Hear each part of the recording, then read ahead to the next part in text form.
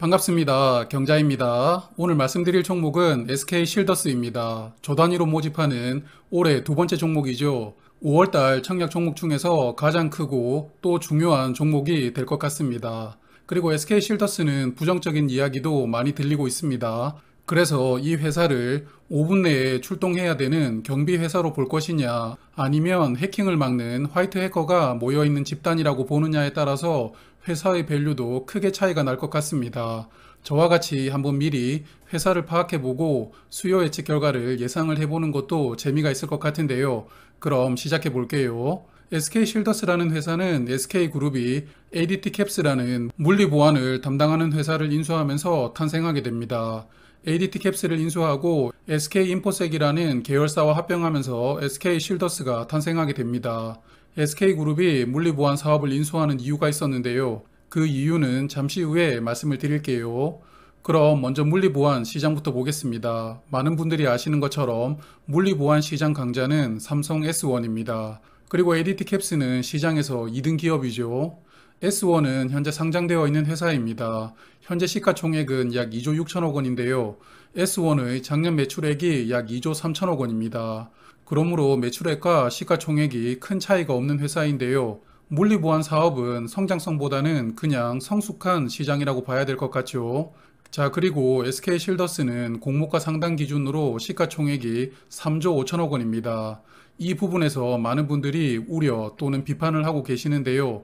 시장에서 2등 기업이 왜 1등 기업보다 밸류가 높게 책정되었느냐라는 이야기를 하고 계시죠. 분명 타당한 이야기입니다. 그러므로 물리보안만 따져본다면 SK 실더스의 밸류는 논할 가치가 없을 정도로 고평가라고 생각이 됩니다. 그런데 이 회사 SK인포색이라는 사이버 보안을 담당하는 기업과 합쳐졌다고 말씀을 드렸잖아요. 그래서 이 회사는 물리보안만 하는 회사는 아닙니다. 작년 매출 비중을 보면 물리보안이 59%로 과반 이상의 매출을 담당하고 있지만 나머지 사업에서도 약 40% 정도 매출이 나오고 있는데요.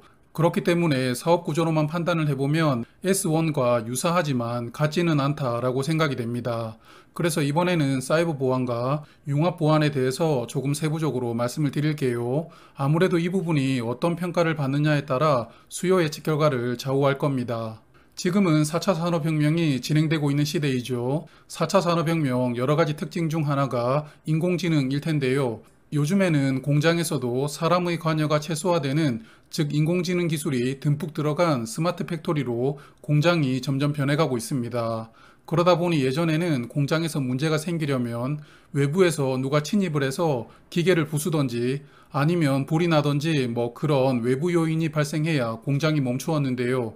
스마트 팩토리에서는 외부 침입이 없어도 공장을 멈출 수 있습니다. 바로 해킹으로 말이죠.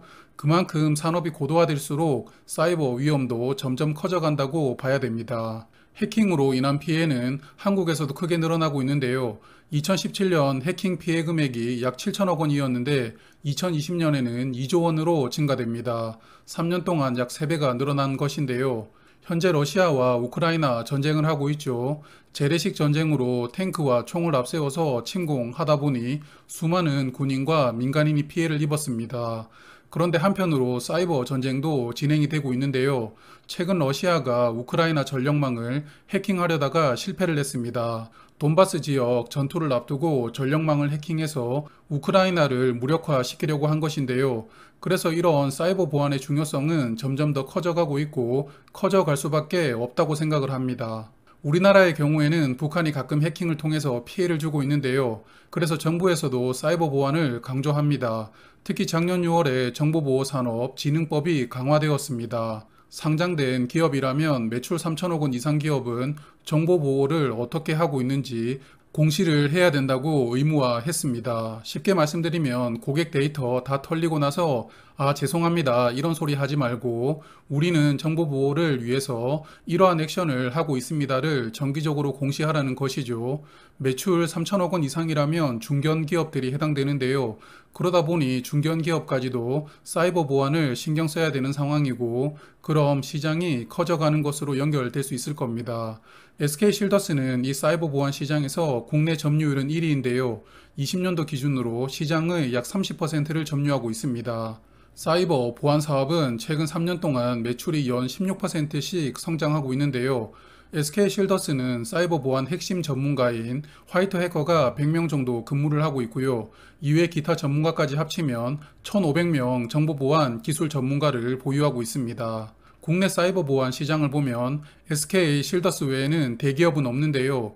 2위인 안랩이나 CQI도 중견기업이라고 봐야겠죠. 그래서 다른 대기업들이 이 시장에 진입할 수 있지 않나 생각을 했지만 전문가, 특히 화이트 해커 수가 국내에는 한정되어 있기 때문에 시장 진입을 가로막는 해자로 작용되고 있습니다.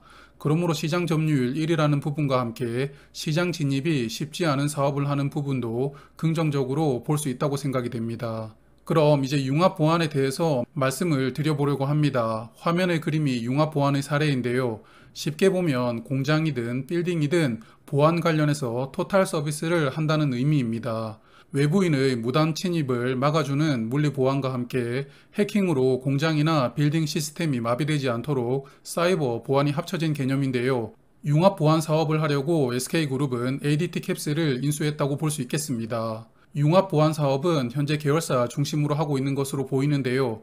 21년도 매출이 약 2,450억 원이었는데요. 그중 계열사 매출이 1,800억 원 정도였습니다. 그러므로 SK 계열사의 공장이나 빌딩을 대상으로 사업을 하고 있는 캡티브 마켓 중심이라고 볼 수 있겠습니다. 하지만 이 캡티브 마켓이 SK실더스에게는 또 다른 장점이 될 수 있는데요. 현재 SK그룹은 주력 계열사인 하이닉스 그리고 2차전지 사업을 하고 있는 SK온이 대규모 KPEX 투자를 진행하고 있습니다. 유럽, 북미, 중국 등 해외 곳곳에 시설 투자를 본격적으로 하고 있는데요. 이렇게 공장이 지어지면 결국 SK실더스가 따라 들어가면서 보안을 담당하는 구조입니다. 그러므로 SK그룹의 대규모 시설 투자에 대해서 향후 몇 년간은 수혜가 있을 것으로 봅니다. 그리고 무인 주차나 무인 매장, 방역 등 라이프케어 사업도 SK실더스는 추진을 하고 있습니다. 미래를 준비하는 사업이라고 보입니다만 아직까지 매출 비중은 3%로 미미하거든요. 그러므로 지금 단계에서 구체적으로 말씀드리기는 애매합니다. 하지만 이 사업은 SK텔레콤을 사용하는 약 3천만 명의 고객 데이터를 기반으로 마케팅을 할 것 같은데요. 그러므로 라이프케어 사업도 맨 땅에 헤딩하는 수준은 아니기 때문에 향후 SK실더스의 먹거리 중 하나로 자리매김할 가능성도 있을 것이다 생각은 됩니다. 그래서 결국 회사는 물리보안 사업보다 사이버 보안 사업과 신사업을 중심으로 회사를 성장시키려고 합니다. 현재는 물리보안 매출이 절반 이상이지만 2025년도까지 사이버 보안 등의 사업을 성장시키면서 매출 비중이 60% 이상 나오게 만들고 SK실더스는 사이버 보안 전문 기업입니다. 이런 이야기를 듣고 싶어 하는 것 같은데요. S1과 비교되지 않은 독자적인 보안 기업으로 인정받고 싶다는 생각을 기관 투자자들은 어떻게 평가할지 궁금합니다. 그럼 재무 현황을 좀 체크를 해볼까요? 부채가 상당히 많은 기업인데요. 무려 부채 비율이 768%입니다.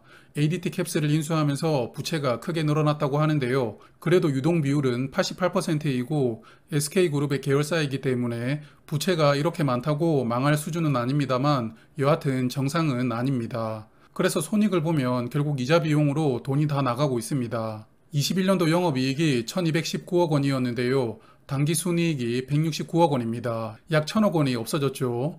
결국 대부분이 이자 비용으로 없어졌다고 봐야 됩니다. 그러므로 SK실더스는 회사가 성장하는 것도 중요하지만 일단 이 대규모 부채를 빨리 상환해 나가는 것도 상당히 중요하다고 보이는데요. 그래서 이번 공모자금 중 1350억 원으로 부채를 상환한다고 합니다. 공모자금의 30%는 채무상환에 활용해야 된다라고 인수를 할 때 확약을 했나 보더라고요. 그래서 상장에 성공하면 부채가 일부 줄어들 수 있습니다. 하지만 회사의 차입금을 보면 회사채까지 합쳐서 약 2조 원의 차입금이 있습니다. 그러므로 1350억 원을 갚더라도 아직도 차입금은 많은 상황이고요. 결국은 사업을 잘해서 이 차입금을 조금씩 갚아 나가야 될 텐데요. 아마도 단기간에는 쉽지 않을 것으로 보입니다. 그러므로 SK실더스를 혹시 장기간 보유를 하시더라도 배당은 당분간 어렵다 이렇게 생각하시는 게 좋을 것 같습니다. 그럼 회사에 대해서 조금 길게 말씀드렸는데요. 청약 정보 보겠습니다. 5월 2주차는 청약 종목이 엄청나게 몰렸습니다. 현재 6종목이 청약을 하는데요. SK실더스는 단독 청약합니다만 주 후반부에 5종목이 청약 중복되었습니다. 자진해서 두 종목 정도는 손들어서 5월 말로 변경해 주기를 바라봅니다. 약 2,710만 주를 모집하는데요. 구주 매출이 무려 46.7%입니다. 거의 절반이죠. 정말 많은데요.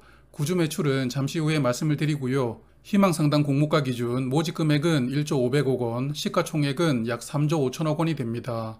구주 매출은 2대 주주인 블루 시큐리티 인베스트먼트가 보유한 지분이 약 절반 매각되는데요.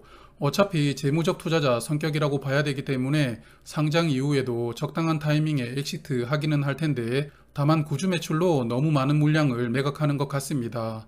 최대 주주의 구주 매출은 아니지만 단점으로 작용될 것 같죠. 일반 투자자에게는 약 677만 주가 배정되었고요. 우리사주 조합에도 배정 비율 20%를 꽉 채워서 542만 주가 배정됩니다. SK실더스의 직원 수가 약 6,500명인데요. 단순히 직원 수로 나누면 1인당 약 830주입니다. 청약하려면 약 3,200만 원 필요한데요. 부담스러운 규모는 아니라고 생각이 됩니다. 하지만 서두에서도 말씀을 드렸지만 SK실더스는 회사를 어떻게 보느냐에 따라 밸류 차이가 크기 때문에 우리사주 물량이 완판될지 쉽게 예상하기는 어렵습니다. 주관사는 화면 보시는 6개 증권사인데요. NH투자증권에게 약 367만 주가 배정되었습니다. 메인 주관사이고요. 이외에 KB증권이 198만 주로 중요한 서브 주관사입니다. 나머지 증권사들은 약 28만 주씩 배정받았는데요. 서브 주관사 중에서 SK증권을 제외하면 서브 증권사에 청약하는 것은 조금 애매하다고 생각이 됩니다. 그리고 NH투자증권은 이번 청약까지는 수수료가 없고요. 다음 청약인 원스토어부터는 수수료 2,000원을 부과하게 됩니다. 경쟁률을 생각하지 않고 청약을 하신다면 NH투자증권이나 KB증권이 무난해 보입니다. 상장일 유통 물량은 좋은데요. 일단 기존 주주 물량 중 유통되는 물량이 없습니다. 공모주주 물량만 있는데요. 비중으로 24%입니다. 그리고 상장일에 추가될 수 있는 물량도 없거든요. 그러므로 상장일 유통 물량은 장점으로 생각됩니다. 그럼 공모가를 마지막으로 마무리할게요. 증권신고서를 정정하면서 공모가 산정 프로세스를 대거 수정했는데요. 일단 유사기업으로 물리보안에서는 S1과 대만세콤을 선정하고요. 사이버 보안에서는 안랩과 사이버원을 선정합니다. 개인적으로 안랩을 선정한 것은 좀 문제가 있다고 생각이 됩니다. 제가 왜 그런 생각을 하는지는 안랩의 차트를 한번 보시면 이해가 되실 겁니다. 여하튼 4개 기업의 EV/EBITDA를 평균해서 14.86을 공모가 산정에 적용을 하는데요. 그래서 평가시가총액으로 약 4조 2천억 원을 도출합니다. 주식수로 나누어 주면 주당 평가가액은 약 46,700원이 되는데요. 그리고 희망상당 기준 할인율 16.9%를 적용하면서 공모가를 38,800원으로 책정합니다. 공모가 밴드는 증권신고서를 수정하기 전과 동일한데요. 기존 증권신고서를 보면 주당 평가가액이 조금 더 높았죠. 그래서 할인율을 약 25% 정도 부여를 했었는데요. 그 할인율을 9% 정도 낮추었습니다. 이런 부분도 단점으로 작용될 것 같습니다. 자, 그럼 정리를 해볼게요. EV/EBITDA 기준으로 S1은 5.9 정도였고요. 사이버1은 17.7 정도였습니다. 그리고 SK실더스의 공모가에는 14.9가 적용되었는데요. 그래서 서두에서 말씀을 드린 것처럼 SK실더스를 물리보안 중심으로 본다면 저는 적정 EV/EBITDA는 5 이하라고 생각됩니다. S1보다 더 높아야 되는 이유를 모르겠으니까요. 반대로 사이버 보안 중심으로 본다면 저는 적정 EV/EBITDA는 20 이상이라고 생각합니다. 시장에서 1등 기업이고 유일한 대기업 계열사이고요. 그리고 향후 몇 년간은 SK그룹의 수혜와 함께 회사는 지금처럼 크게 성장할 것이 예상되기 때문입니다. 과연 기관 투자자들은 물리 보안을 선택할지 사이버 보안을 선택할지 궁금합니다. 지금까지 저와 함께 보셨지만 장점과 단점이 같이 있습니다. 단점이 약간 더 커 보이기는 하죠. 그런데 최근 SK 계열사들이 전부 흥행했습니다. 이 종목들 시장에 등장할 때마다 고평가 논란이 있었지만 기관 투자자들은 그래도 대거 청약을 신청했었는데요. 과연 SK 불패가 SK실더스까지 연결될 수 있을지 궁금합니다. 그럼 오늘은 여기에서 인사를 드릴게요. 수요 예측 결과로 다시 찾아뵙겠습니다. 늘 고맙습니다. 지금까지 시청해주셔서 감사합니다. 다음에 또 만나요.